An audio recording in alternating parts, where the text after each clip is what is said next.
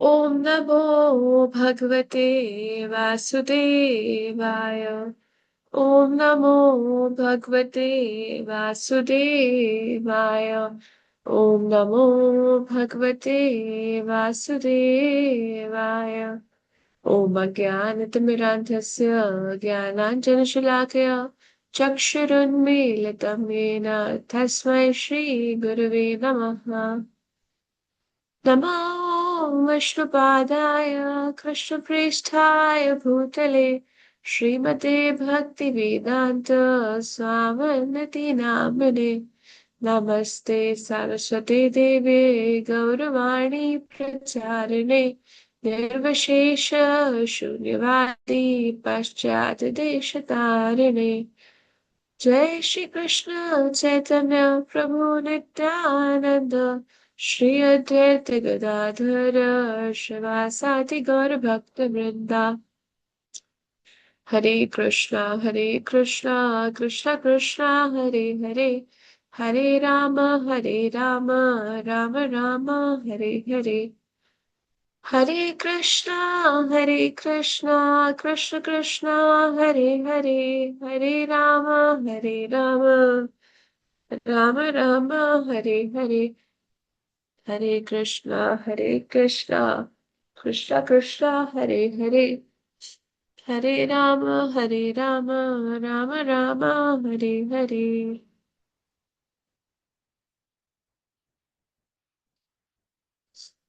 So, Hare Krishna everyone, Hari Bol, Danukranam, and welcome in today's Beats of Devotion session. आप सभी का बहुत बहुत स्वागत है आज के सेशन में, है ना?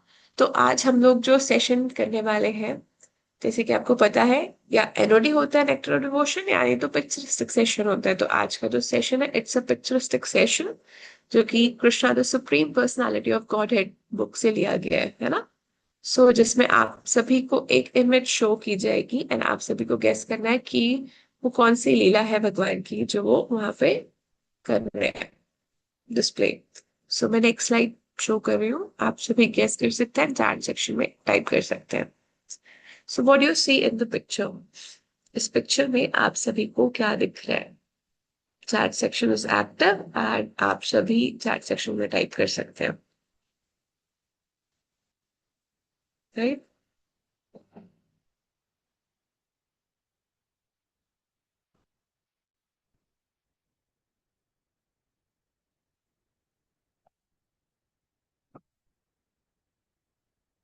Yes, Samita Mataji, definitely Asur covered. It is. Yes. Okay. No worries.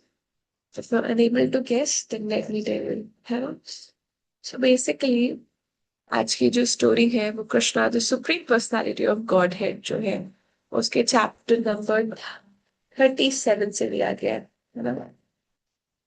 तो उसमें क्या है कि जो केशी डीमन है उसका वध है एंड व्योमासुर का भी उद्धार है ना?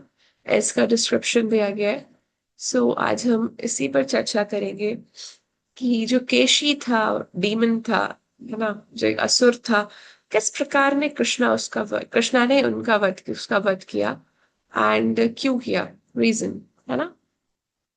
तो बेसिकली आज की जो कथा है हम लोग उस प्रकार से करेंगे। जो केशी था बेसिकली, उसको कंस ने एक टारगेट दिया था। टारगेट क्या था कि तुम्हें कृष्ण को मारना है और वृंदावन वासियों को भी मारना है।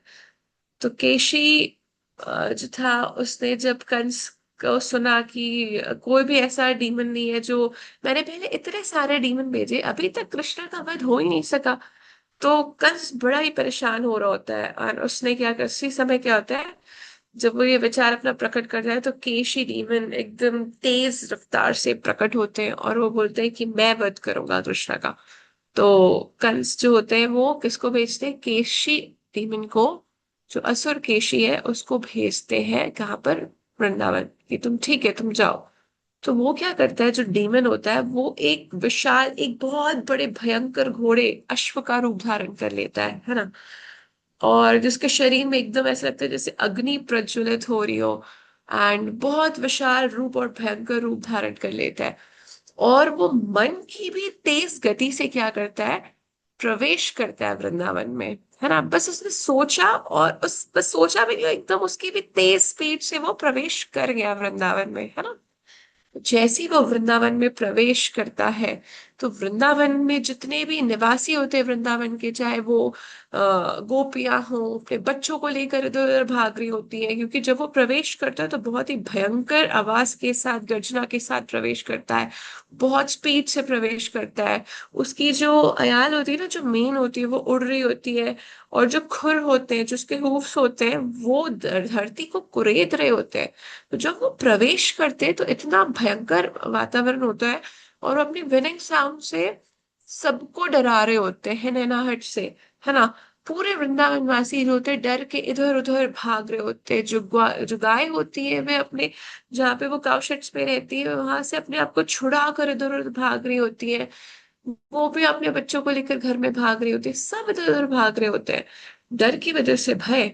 और वे सभी पुकार रहे होते हैं केवल और केवल कृष्ण को, कि कृष्णा हमें बचाइए, हे प्रभु हमारी रक्षा करें। और कृष्णा जो होते हैं वो मंद ही मन, बड़े मुस्कान के साथ, उनके चेहरे में कोई भय नहीं होता, वे मुस्कान के साथ उस स्थल पर प्रवेश करते हैं। जब वो देखते हैं कि ये जो डीमन है, ये जो असुर है, ये अब एक असुर आया है हमारे वृंदावन में, और मुझे युद्ध के लिए ललकार रहा है ना, और युद्ध तो अब करना ही पड़ेगा। तो यहाँ पे यशोमती मैया बोलती है कि लाला, तुम्हारे अलावा कोई और नहीं है क्या जो इस राक्षस का वध कर सके, केवल तुम्हें ही वध करना है।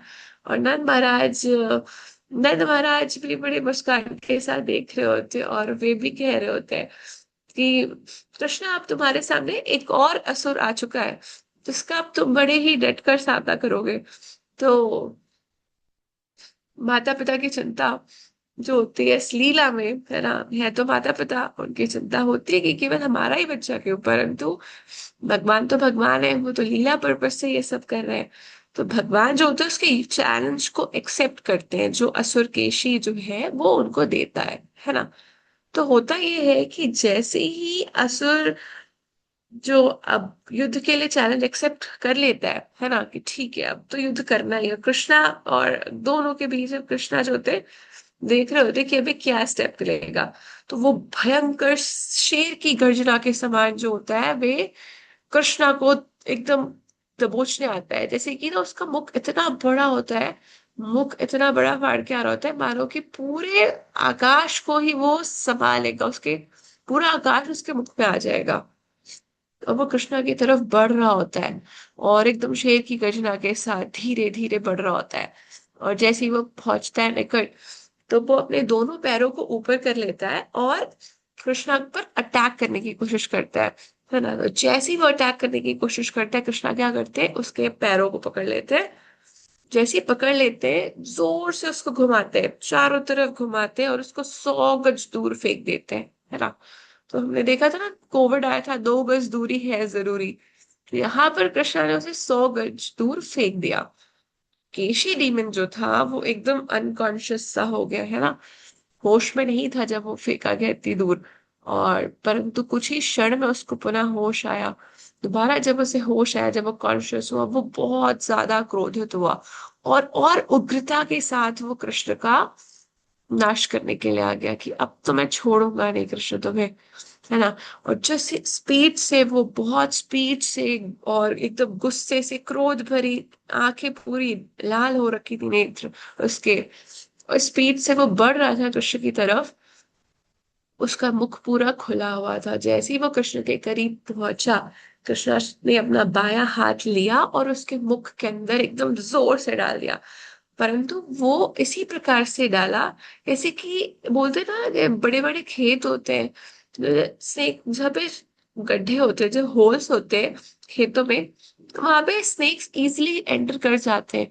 इसी प्रकार से जो घोड़े का मुख है वो एक बड़े होल के समान है, और कृष्ण एकदम बहुत ही आराम से स्मूथली एंटर कर गया उसके मुख के अंदर। सबने हाथ डाल दिया, और जैसे हाथ डाला, तो जो डीमन था उसको बहुत ही एकदम गर्माहट महसूस हुई, जैसे कि तप्त लौह होता है ना, तो तप्त मतलब बहुत ही हॉट लोहा आयरन। तो उस प्रकार से उसको प्रतीत हुआ, और उसके सारे दांत झड़ गए, पूरे दांत उसके बाहर गिर गए। और कृष्णा ने अपना हाथ का एक्सपेंशन किया बेसिकली। तो वो इतना ज्यादा, जब कृष्णा ने एक्सपेंशन किया मुख के अंदर, तो उसके पूरे गला जो था, सब सांस बेसिकली जाने का रास्ता नहीं छोड़ा। तो वो चोक हो गया, उसका गला, जो केशरी बनता है ना, पूरा गला उसका चोक हो गया। पसीने छूट रहे हैं चेहरे से, और वो अपना पैरों को इधर उधर पटक रहा है, इधर उधर मार रहा है ना, क्योंकि प्राण छूटने को है अब, है ना। और वो एक ही साथ मल और मूत्र भी विसर्जित कर दिया। सो बेसिकली प्राण जब छूटने को होते तो ये सारे लक्षण है ना। और इस प्रकार जब पूरी चीजें चोक हो जाती है, उसके अंदर श्वास प्रवेश नहीं कर पाती, तो ये असुर जो है केशी डीमन, वो अपना शरीर त्याग देता है। और जैसे ही त्यागता है, कृष्णा बड़े ही आराम से अपना हाथ बाहर निकाले थे, है ना। सारे ही देव, जितने भी देवता गण होते हैं ना, वे सभी ही आसमान से पुष्प वर्षा करते हैं। तो हमने देखा ना, जब भी कोई लीला होती है, जब भी कृष्ण किसी भी demon का वध करते हैं, तो जो देवता गण होते हैं बेसिकली वो पुष्प वर्षा जरूर कर रहे होते हैं, है ना। तो होता ही है कि सारे देवतागण पुष्प वर्षा कर रहे हैं। नारद मुनि की यहाँ पे एंट्री होती है, नारद मुनि भी प्रकट होते हैं, और वे कृष्ण को प्रणाम करते हैं। और वे कहते हैं, हे प्रभु, आप तो परम नियंत्रक हैं, ये सारी सृष्टि के स्वामी हैं, इस सृष्टि को आप ही बनाया है, और आप ही इसका, मतलब बेसिकली आप ही इसका पालन करने वाले हैं, है ना। आप ही इसका पालन करेंगे, आप ही इसका नाश करते हैं प्रभु। आप सर्वव्यापी हैं, आप सब जगह हैं, है ना। और यहाँ पे वर्णन करते हैं नारद मुनि कि आप प्रत्येक जीवात्माओं के हृदय में ठीक उसी प्रकार से विराजमान है ना, हर एक के हृदय में। जैसे कि ईंधन के प्रत्येक टुकड़े में अग्नि होती है, तो जब कोई फ्यूल होता है ना, उसके हर एक पार्टिकल्स में अग्नि का वास होता है, वैसे ही आप हर एक जीव के हृदय में विराजमान है। तो नारद मुनि भगवत गीता को कोट कर रहे हैं, 15.15, सर्वस्य चाम हृदय सन्निविष्टो मता स्मृति ज्ञानम मोहरम च, है ना। कि भगवान जो है सर्वस्य चाम हृदय सन्निविष्टो, सभी के हृदय में विराजमान है ना। हर किसी के हृदय में विराजमान है प्रभु। नारद मुनि यहाँ गुणगान गा रहे हैं, ग्लोरीफाई कर रहे हैं कृष्णा को। और वे यही कहते हैं कि आप ये सारी गतिविधियों से तो आप अप्रभावित रहते हैं, परंतु आप शाश्वत रूप से परम नियंत्रक हैं, सभी को कंट्रोल आप कर रहे हैं, है ना। और भगवान को वो ये कहते हैं कि आप न केवल ना, आपका जो उद्देश्य होता है, सिर्फ उनका मतलब जो क्या उद्देश्य होता है, नारद मुनि वो भी वर्णन करते हैं कि आपका जो उद्देश्य होता है, वे दुष्टों का विनाश करने के लिए होता है। तो भगवत गीता 4.7 एंड 4.8 में हम लोग देते हैं ना, परित्राणाय साधुना विनाशाय च दुष्कृताम, है ना। तो साधुओं के कल्याण के लिए और दुष्टों के विनाश के लिए ही आप अवतरित होते हैं प्रभु। नारद मुनि भगवान को ग्लोरीफाई कर रहे हैं, और वे कहते हैं कि प्रभु, अभी तो आपने इतने सारे असुरों का वध किया है, मैं तो उस क्षण के लिए इंतजार कर रहा हूँ जब आप उस किसका वध करेंगे, कंस का वध करेंगे, और वह क्षण ज्यादा दूर नहीं है ना। न केवल कंस का, बल्कि आप राजा नृग को नरक की स्थिति से भी मुक्ति दिलाएंगे, मैं उस क्षण का भी इंतजार कर रहा हूँ। और कुरुक्षेत्र की युद्ध भूमि में आप अर्जुन के सारथी रूप में भी भाग लेंगे। तो नारद मुनि जो है कृष्णा को फ्यूचर इंसिडेंसेस का वर्णन कर रहे हैं, वो बता रहे हैं कि ये सब होने वाला है, ग्लोरिफिकेशन भी करे और मैं उसका भागीदार बनूंगा, है ना। ये क्षण ज्यादा दूर नहीं है। तो नारद मुनि बड़े ही प्रेम पूर्वक कृष्णा का ग्लोरिफिकेशन कर रहे हैं, और आभार व्यक्त करते हैं, और वे वहां से जाते हैं, है ना। तो इसी चैप्टर में, है ना, जो केशी जो था, लीमन था, असुर केशी और एवं व्योमासुर का भी उद्धार का वर्णन किया गया है। तो होता यह है कि जैसे केशी का वध किया जाता है ना, तो कृष्णा एकदम न्यू नॉर्मल, नेक्स्ट मोमेंट ये सारी चीजें नॉर्मल हो जाती है। अब वे क्या करते हैं कि वे अपने सखाओं के साथ, है ना, वो कहाँ चले जाते हैं, गोवर्धन पर्वत चले जाते हैं, सेम डे ही गोवर्धन पर्वत जाते हैं। अब उनको क्या करना होता है, फ्रेंड्स के साथ खेलना होता है बेसिकली, है ना। तो वो गेम खेलने जाते हैं। कौन सा गेम खेलने जाते हैं, हाइड एंड सीक, है ना। तो बेसिकली कोई हाइड होगा और वो पकड़ा, लोग पकड़ेंगे बेसिकली। चोर सिपाही, है ना। तो हिंदी में तो लुका छुपी डेफिनेटली, पर इस गेम में वो चोर सिपाही के रोल में हाइड वो कर रहे थे, है ना। किसी ने चोरी की, कोई छुपा और कोई पकड़ेगा। तो कुछ जो सखा थे वो चोर बने, कुछ सखा जो थे वो सिपाही बने, और कुछ जो थे वो भेड़ का रूप धारण किए, है ना। अब हुआ ये कि असुर था व्योमासुर नाम का, जिसको कंस ने ही भेजा था, और वे आकाश में उड़ने वाला था, है ना। मतलब जो व्योमासुर ना था वो आकाश में उड़ सकता था। तो वो मय नामक एक दैत्य, असुर का मतलब दैत्य था, उसका वो पुत्र था व्योमासुर, मय नामक राक्षस का। तो वे बाल सखा का रूप धारण करके गोप गोप सखाओं के बीच में वो प्रवेश कर जाता है, कृष्ण के बाल सखाओं के बीच में वो प्रवेश कर जाता है, और वे चोर बन के प्रवेश करता है। और क्या करता है, एक एक करके सारे जो भेड़ होते ना, मतलब सारे जो बाल बाल जो भेड़ का रूप धारण किए होते, उनको लेता है और वो एक एक को उठाकर गुफा में बंद कर देता है ना। गुफा तक लेके जाता है, धीरे धीरे करके सारे बाल सखा कृष्ण के गायब हो रहे होते हैं। और जैसे ही कृष्ण देखते हैं ये सारे जो बाल सखा है वे गायब हो रहे हैं, तो कृष्णा को तो डाउट हो जाता है कि ये तो जो व्यक्ति ये जो आया है प्रवेश किया है मेरे ही सखाओं के बीच, ये असुर है। और व्योमासुर को इतनी हिम्मत कि वो सभी को गुफाओं में बंद कर रहे हैं, और गुफा का जो मुख है वो बड़े विशाल पत्थर से बंद कर देते हैं ताकि कोई बाहर ना आ सके, है ना।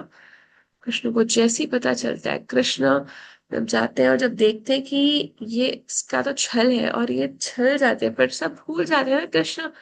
भगवत गीता में कहते हैं ना 10.36 में, छलियों में सबसे बड़ा छलिया तो मैं ही हूँ। तो उनसे धोखा छल नहीं किया जा सकता। तो कृष्ण ने उसको उसी प्रकार से दबोचा, जैसे कि ना कोई शेर जब भेड़ को दबोचता है, तो कृष्ण ने उसको दबोच लिया। और वह व्योमासुर एक विशाल पर्वत का रूप धारण, बहुत ही विशाल हो जाता है, पर्वत समान, है ना। और कृष्ण के बंधन से छूटने का प्रयास करता है कि कृष्ण ने तो पकड़ लिया, परंतु कृष्ण एक बार किसी को पकड़ लेते तो वो छोड़ते तो है नहीं, है ना। तो वो बंधन से छूट नहीं पाता है, और कृष्णा उसको इतनी जोर से पटकते हैं धरती पर, जैसे यहाँ पे प्रभुपाद ने मेंशन किया, जैसे एक कसाई खाने में होता है ना, जब जानवरों का वध किया जाता है, तो ठीक उसी प्रकार कृष्णा ने उसको इतनी जोर से एक झटके में पटका कि उसने तुरंत अपने प्राण त्याग दिए। और इस प्रकार कृष्ण ने सारे अपने बाल सखाओं को वहां से मुक्त कराया, गुफा से निकाला। और फिर से सारे देवता प्रकट हुए, उनकी स्तुतियां गए, उनका धन्यवाद किया, और सारे के सारे उनके जो सखा थे वो वापस गोवर्धन से वृंदावन की ओर चले जाते हैं, है ना। तो ये जो स्टोरी थी, हमने आज टू स्टोरीज कवर की इस चैप्टर में। दो डीमंस का उद्धार का डिस्क्रिप्शन है ना। First Keshi and second Vyomasur, है ना। तो ये दोनों ही डीमन थे जिनका उद्धार कृष्णा ने किया, है ना। तो टेकअवेज क्या है, हम क्या लेके जा सकते हैं आज के सेशन से। तो सबसे पहले तो ये कि हमने भले ही केशी डीमन के बारे में जाना, केशी, परंतु केशी ना हमने भगवत गीता में भी पढ़ा हुआ था कि केशी बेसिकली भक्ति विनोद ठाकुर भी डिस्क्रिप्शन करते हैं कि एक डीमन है, ये रिप्रेजेंट करता है obstacles in our own self, the path of pure devotional service, है ना। तो हमारे खुद के अंदर बेसिकली हमारा मन ही हमारा सबसे बड़ा दुश्मन है ना। तो जब भी हमारा मन हमारा दुश्मन बन जाता है, तो भगवान हमारी रक्षा कर, हमें इसी मूड में प्रे करना चाहिए कि प्रभु हमारे केशी रूपी मन से, हमारे जो केशी रूप में हमारा मन है, प्लीज उसका वध करे, है ना, जो बहुत ही चंचल है, इधर उधर भागता रहता है ना। और अपनी सेवा में लगा के रखे हमें, इस मूड से हमें डेफिनेटली प्रे करना चाहिए, है ना। और हमें यह जो स्टोरी है वो यह भी सिखाती है कि भगवान जो होते हैं अपने भक्तों के भय का तुरंत निवारण करते हैं। हमने देखा ना कि जिस प्रकार जब केशी एंटर किया और व्योमासुर दोनों ही एक राक्षस का रूप धारण करके जब वो आते, दोनों राक्षस जब प्रवेश करते हैं केशी और उसमें बनकर, तो वृंदावन जो के जो ग्वाल बाल थे और जो सखा थे कृष्ण के, या सभी लोग केवल किसके शरणागत थे, कृष्ण के ही शरणागत थे। है ना। और वो क्योंकि कृष्ण के शरणागत थे तो कृष्ण ने तुरंत ही उनके भय को, उनकी बाधाओं को, है ना, उनके आध्यात्मिक अवरोधों को वो दूर कर दिए। तो वैसे ही जिस प्रकार उनकी रक्षा करते हैं, तो अगर कोई भक्त, हम सभी भी उसी प्रकार शरणागत हो सकते हैं कृष्ण के प्रति, और हमें होना भी चाहिए जब भी हम जीवन की जिस भी परिस्थिति से गुजरे। हमें हमेशा सरेंडर रहना चाहिए कृष्ण के प्रति कि भगवान आप जो भी करोगे आप अच्छा ही करोगे और हमें रक्षा करोगे। हमें तुरंत फियर से, भय से मुक्त करते हैं कृष्ण, है ना। हमारे जीवन, आध्यात्मिक जीवन में जो भी बाधाएं आती हैं उसका वो तुरंत निवारण करते हैं। Second takeaway is that कि बाहरी रूप से नहीं बल्कि हमें क्या मायने रखता है, स्वभाव मायने रखता है। हमने देखा कि केशी डीमन जो था उसका बाहरी रूप जो था क्या था, एक अश्व का था। व्योमासुर जो था वो बड़ा ही सुंदर बाल सखा का रूप धारण करके आया था, तो असुर। तो बाहरी रूप मायने नहीं रखता, मायने रखता है उसका उद्देश्य, उसका पर्पस क्या है। इन लोगों का पर्पस था विनाश करना। तो यदि हमें किसी का भी एवेल्युएशन करना है ना, तो उसके पर्पस से करो, है ना। बोलते हैं ना कि डोंट जज a book by its cover. तो कवर से आजकल हम किसी को नहीं पहचान सकते कि कौन कैसा निकलने वाला है। तो बेसिकली पर्पस, कुछ समय जांचो परखो, देन हमें हमारे लिए बाहरी रूप मायने रखता, पर्पस उद्देश्य मायने रखता है, स्वभाव मायने रखता है कि आपके स्वभाव से इस में जुड़ रहे हैं या जो भी कर रहे हैं, है ना। Third takeaway is that कि भगवान की जो लीला है ना, वो कभी भी भौतिक आवश्यकता से प्रेरित नहीं होती। वे जो भी लीला करते हैं वो केवल भक्तों के कल्याण के लिए करते हैं और धर्म की स्थापना के लिए करते हैं। And fourth takeaway is that कि सच्चा भक्त भगवान की योजना पर पूर्ण विश्वास रखता है, जैसे कि नारद मुनि को था, है ना। हमने देखा कि नारद मुनि जो थे, तो वे उनकी लीलाओं का वर्णन करते हुए विश्वास व्यक्त कर रहे थे कि वे प्रत्येक प्रतिज्ञा प्रभु आप अवश्य पूरी करेंगे। और हमने देखा ना कि वे फ्यूचर के बारे में डिस्क्राइब कर रहे थे कि प्रभु आप कंस का भी वध करेंगे, आप कंस को भी करेंगे, आप उसका भी करेंगे, उसका भी करेंगे, आप अर्जुन के सारथी रूप में भी बनेंगे। अनेक असुरों का वे वर्णन करते हैं। मैंने तो बहुत ही कुछ बताया पर इसमें बहुत असुरों का वर्णन है ना। सब बेसिकली वे उन पर विश्वास, उनकी योजना पर वो उनको पूरा विश्वास है, उनको श्रद्धा है भगवान पे। और वह एक तरीके से प्रतिज्ञा के प्रति कि प्रभु आप प्रत्येक प्रतिज्ञा अवश्य पूरी करेंगे, उनको वो ज्ञात भी करा रहे होते हैं। तो हाँ, इसी प्रकार हमें भी भगवान के प्रति पूर्ण श्रद्धा होनी चाहिए और विश्वास रखना चाहिए, है ना।